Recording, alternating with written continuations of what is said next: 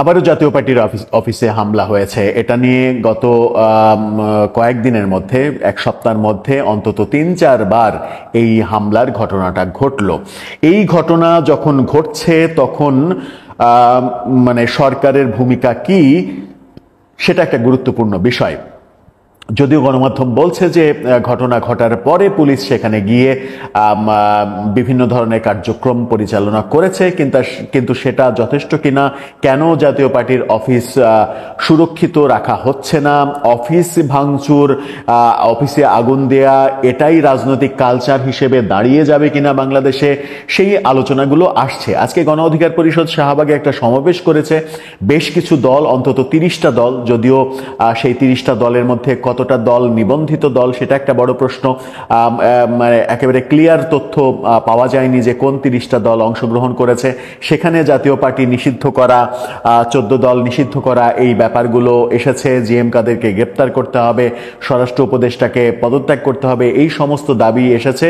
এবং তারপরেই আমরা দেখলাম, গণমাধ্যমে খবরও হলো যে সেই সমাবেশের পরেই সন্ধ্যায় আবার জাতীয় পার্টির অফিসে হামলা করা হলো, আগুন দেয়া হলো। কি হলো আদতে একটু বোঝার চেষ্টা করব, কেন হচ্ছে এটা বারবার। থাকবেন পলিটিক্স টিভির। দর্শক, বলছিলাম জাতীয় পার্টির কেন্দ্রীয় অফিসে পল্টনে আবারও, বিজয়নগর মূলত পানির ট্যাঙ্কের কাছে তাদের অফিস, সেখানে আবারও হামলা হয়েছে এবং অগ্নিসংযোগের ঘটনা ঘটেছে। গণমাধ্যম যেটা বলছে সেটা দেখে নিতে পারেন, সেখানে ছবিও দেয়া আছে। জাতীয় পার্টির কার্যালয়ে আবার হামলা, অগ্নিসংযোগ। সেখানে হামলার এবং অগ্নিসংযোগের দৃশ্য আমরা স্পষ্ট দেখতে পাচ্ছি। সেখানে বলা হয়েছে যে আবারও হামলা হয়েছে কেন্দ্রীয় কার্যালয়ে জাতীয় পার্টির। শুক্রবার সন্ধ্যা 7টার কিছু পরে রাজধানীর কাকরাইলে এই হামলা ভাঙচুর চালায় গণ অধিকার পরিষদের নেতাকর্মীরা। আদতে এটা কাকরাইল না, এটা মানে অঞ্চলটা বিজয়নগর হবে নাকি পল্টন হবে নাকি কাকরাইল ধরে ঠিক বোঝা যাচ্ছে না। পানির ট্যাঙ্কের পাশে হোটেল ৭১-এর অপোজিটে জাতীয় পার্টির অফিস। এই সাইডটা কাকরাইল ধরে কিনা আমি নিশ্চিত নয়। গণমাধ্যম যেহেতু কাকরাইল বলছে, তাহলে ওই সাইডটা হয়তো কাকরাইলই ধরে। জাতীয় পার্টির একাংশের প্রেসিডিয়াম সদস্য রেজাউল ইসলাম ভূঁইয়া গণমাধ্যমকে এই তথ্য নিশ্চিত করেছেন। গণ অধিকার পরিষদের নেতাকর্মীরা মিছিল নিয়ে এসে দলীয় কার্যালয়ে আগুন দিয়েছে, এমন তথ্য তিনি জানিয়েছেন। বলেছেন এটা অগণতান্ত্রিক মবের রাজনীতি চলছে। আর একটা ছবিতে দেখা যাচ্ছে জাতীয় পার্টির অফিসের একতলার সানসিডে উঠে ভাঙচুর চালাচ্ছে, সেই ছবিটাও আপনারা দেখে নিতে পারেন। গণ অধিকার পরিষদের সভাপতি নুরুল হক নূরের উপরে আইন শৃঙ্খলা রক্ষাকারী বাহিনীর হামলার ঘটনার দায় নিয়ে স্বরাষ্ট্র উপদেষ্টার পদত্যাগ সহ 3 দফা দাবিতে শাহবাগে জাদুঘরের সামনে সংহতি সমাবেশ করে দলটির নেতারা। পরে তারা পল্টনে নিজেদের কেন্দ্রীয় কার্যালয়ে রওনা দেন। এরপরেই জাতীয় পার্টির কার্যালয়ে হামলা এবং অগ্নিসংযোগের ঘটনা ঘটে। বিক্ষুব্ধ নেতাকর্মীরা কার্যালয়ের ভিতরে ঢুকে ভাঙচুর চালানোর পাশাপাশি বিভিন্ন কক্ষে আগুন ধরিয়ে দেন। পরে সেখানে পুলিশ এলে পরিস্থিতি উত্তপ্ত হয়। পরিস্থিতি নিয়ন্ত্রণে পুলিশ জল কামান থেকে পানি ও সাউন্ড গ্রেনেড নিক্ষেপ করেছে। এতে উত্তেজিত জনতা আরও বেপরোয়া হয়ে উঠেছে। পুলিশ আস্তে আস্তে জাপার কার্যালয় থেকে বিক্ষুব্ধদের সরিয়ে সেখানে অবস্থান নিয়েছে। আরেকটি ছবি দেখে নিন, অন্ধকার, ধোঁয়া, আগুন, এই ব্যাপারগুলো দেখে মানে ব্যাপারটা মনে হচ্ছে যে একটা যুদ্ধাবস্থা চলছে। সর্বশেষ পাওয়া খবরে পুলিশ সাউন্ড গ্রেনেড ছুড়ে বিক্ষোভকারীদের ছত্রভঙ্গ করে দিতে সক্ষম হয়েছে। বিক্ষুব্ধরা এখন বিজয়নগর প্রধান সড়কে অবস্থান করছে। অর্থাৎ সন্ধ্যার পরে 7টার পরের খবর এটা। গত মাসে 2 দফা হামলা করা হয়, ভাঙচুর করা হয়, আগুন দেওয়া হয়। এবার আবারও সেই ঘটনাটা ঘটলো। শাহবাগে তারা সমাবেশ করে আর নিজেদের কার্যালয়ে ফেরার নাম করে তারা জাতীয় পার্টির অফিসে আবারও হামলা করেছে। এখন ব্যাপার হচ্ছে যে আপনি জাতীয় পার্টির কার্যক্রম নিষিদ্ধ করতে চাইলে নিষিদ্ধ করে দেন, সমস্যা কি? সরকার তো সেটা করতেই পারে।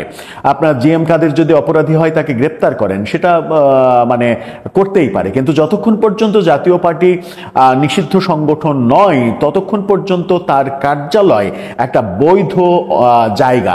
সেই বৈধ জায়গায় অবৈধভাবে ভাঙচুর হবে, অগ্নিসংযোগ হবে এবং এটা দিনের পর দিন হতেই থাকবে।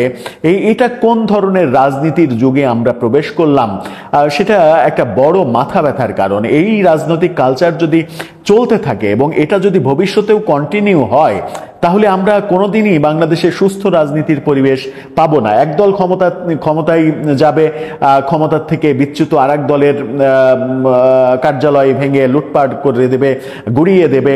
তারপরে আবার আরেক দল যাবে, আবার তারা ভাঙচুর করবে, আরেক দল যাবে, তারা ভাঙচুর করবে। এই ভাঙচুরের রেওয়াজটা যদি চলতেই থাকে তাহলে তো আমরা কোনো মানে রাজনীতির শুভ দিক উদয় করতে পারবো না। রাজনীতির যদি শুভ দিক আমরা খুঁজে না পাই তাহলে রাজনীতি আদতে চলে যাবে আস্থা করে ভাগাড়ে, এবং সেই জায়গায় রাজনীতির বাইরের লোকজন কিন্তু চলে আসবে ক্রমেই রাষ্ট্র ক্ষমতায়। এখন যেমন অন্তর্বর্তীকালীন সরকার চলছে এবং অন্তর্বর্তীকালীন সরকার রাজনীতির লোক না হওয়ার কারণে সরকারের বিভিন্ন কার্যক্রমে তারা ব্যর্থতা দেখাচ্ছে, এমনটা সরকার একের পর এক অরাজনৈতিক সরকার আসতে থাকলে এই ব্যর্থতার সাগরেই আমরা ডুবতে থাকবো। আবারও আমরা মানে ব্যাক স্টেজে চলে যাব, পেছনের দিকে আমরা ধাবমান হব। সামনে উন্নয়নের যে জোয়ার ধাবমান হওয়ার কথা সেই লাইনে আমরা থাকতে পারবো না, আমাদের দেশটা পিছিয়ে যাবে।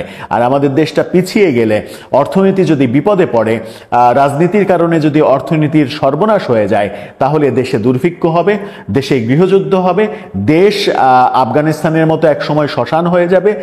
মানে কোন দিকে যাবে আমরা মানে হয়তো কল্পনার সাগরেও সেটা দেখতে পাবো না। কল্পনার সাগরে যদি আমরা একেবারে সাঁতার কাটি, সেই সাঁতার কেটেও কল্পনাটা পরিপূর্ণভাবে হয়তো করতে পারবো না। আমার মনে হয় যে এখান থেকে রাজনীতিবিদদের শুভ বুদ্ধির উদয় হওয়া উচিত এবং খুব দ্রুতই উচিত, এবং সরকারেরও এই ব্যাপারগুলোতে জিরো টলারেন্স আনা উচিত, যেন একটা রেওয়াজ তৈরি না হয়ে যায় এই ভাঙচুর, অগ্নিসংযোগ, এই কালচারটা। দর্শক, আপনার কি মনে হয়, আমরা কি সত্যি সেই সুপথের সন্ধান পাবো, নাকি এই পথটা আরো দুর্গম হয়ে যাবে ক্রমে ক্রমে? আপনার মতামত জানিয়ে লিখতে পারেন আমাদের কমেন্ট বক্সে।